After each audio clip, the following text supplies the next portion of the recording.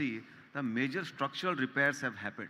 Right? Historically, if you see, there are 4 or 5 factors where the risks have come from in India. One, this is whenever you see our current account deficit or external account gets imbalanced, we become weak. So whether it was 1991 That's or right. 2012, we became part of fragile 5 because our current account deficit went to 4.5%.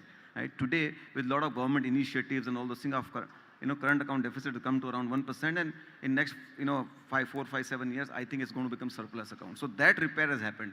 In 2012, when the fragile 5 happened, taper tantrums led to 20% depreciation in the currency. This time around, US has raised interest rates by 5%, but our currency is holding very well. So that repair has happened. Second risk always comes from looking at fiscal deficit. Again, we are one of the best managed fiscal deficits around the globe. Tax collections have been going up. I don't need to be telling this audience, everybody knows about it, right?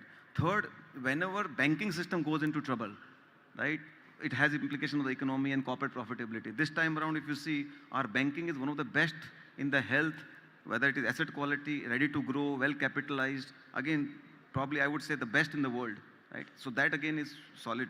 Fourth is inflation. Our country has managed inflation so well.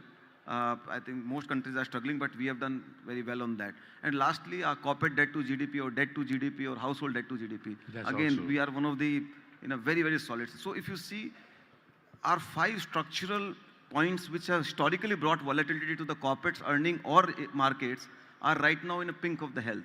And hence it looks like that over next, and thanks to a lot of initiatives, reforms being done by the government. So that looks like that over next 5, 7, 10 years, these are going to carry us out in terms of having a sustainable corporate profit growth.